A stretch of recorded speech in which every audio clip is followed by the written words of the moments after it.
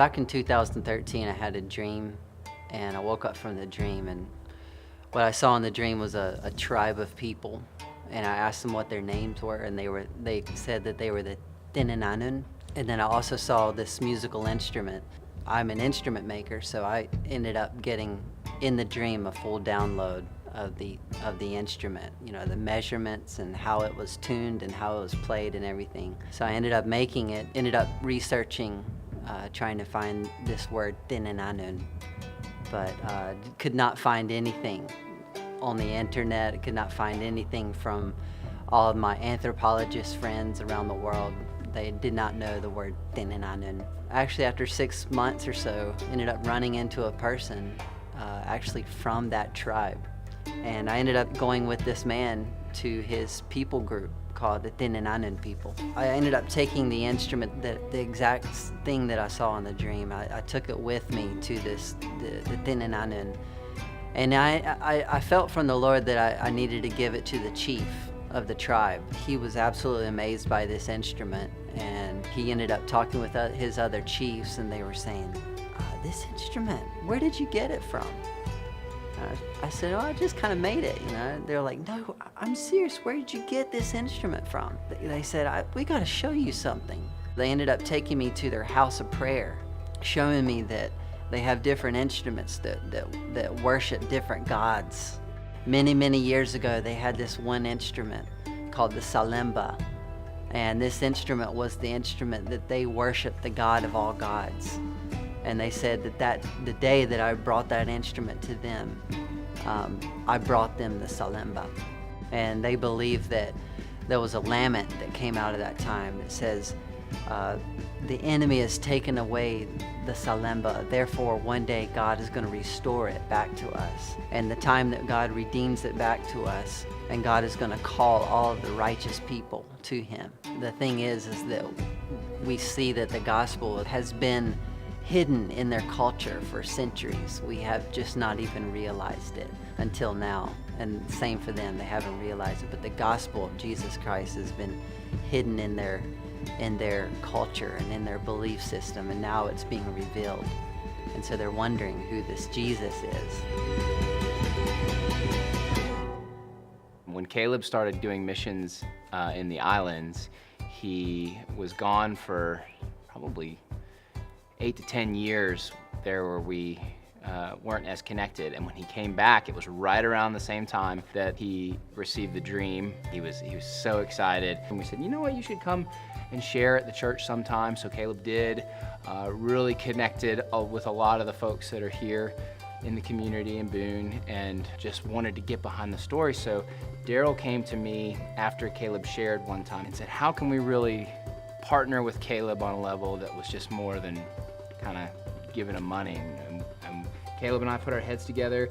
We also put our instruments together. We really found that there was a beautiful blending of sounds, tones, and frequencies that came from the handpan and the Salimbaa playing together. So we put our heads together and decided that doing an album together, a professionally done album that really brings out the sounds of both instruments together and also incorporates the indigenous sounds of the cultural music that the people of the tribe would recognize and resonate with, would be the best tool that Caleb could use for not only reaching out to the tribe, but reaching out to people who could support what they're doing and what Caleb does. He builds instruments and teaches indigenous people to build instruments. It just seemed like the best option. So we came into the studio here at Harvest House. We brought in Everett. He tracked everything. We did strings with him and his wife Caroline and put together this album. Jacob was also involved with the artwork. He kind of just helped bring the musical, artistic side of the tribe together into one tangible piece. It goes along with the vision of our church and ministry, and also Evergreen's ministry, where art can act as a portal to bring heaven to earth in ways that words or experiences can't always convey. It goes back to what the people of the tribe believe when they say that they believe that God is going to ride on the Salimbaa. It is actually a vehicle or a vessel of the very presence of God. Our hope is to go to the Philippines, to meet with the chiefs, to present them with a hand pan that I build this year. Caleb and I have already talked together about what specific scale would most relate to the cultural scales that they play in. We want to take a team, with myself included, with Jacob included, to be able to, present a hand pan, to do artwork, to, in a sense, bring the presence of God through these vehicles that the Lord's already opened doors through Caleb's ministry in Evergreen. I see that God is actually raising up their dignity. I mean, the Tinananon people are being raised up as a people that is known throughout the world. I mean, that's just what God does. He takes the dust and he makes glory out of it. And he takes the people that no one knows about and makes them known.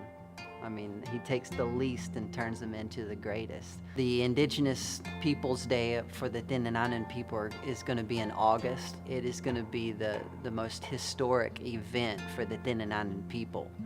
And the reason why I say that is because this is the year where they're actually being recognized by the Philippine government on a much, much higher level. They're now a documented people group.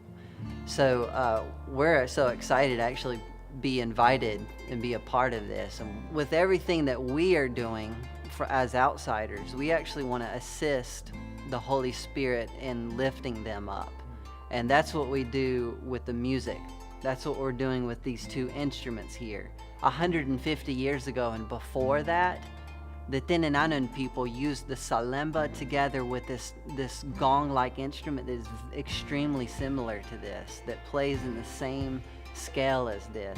And they were used to worship the God of all gods. It means that they get to worship God of all gods, our God, with this sound that's been lost. It's been taken away from them by the enemy, and now God is redeeming it back again. So that's the first thing, but it also gives them strength as a people group to say, I am Tinananon. This is my sound. And so that's our passion. That's when we get together and we say, how can we do this? In step with the Holy Spirit, in step with God's plan for these people. Holy Spirit, what are you doing? And this is what we feel like how we can help out. We can assist them in bringing their own sound back to their people.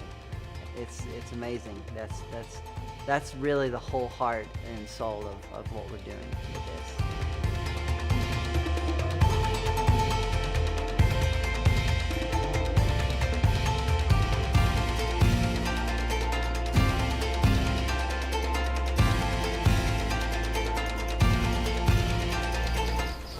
Gunto, ngaranan ni siya Salimbaa.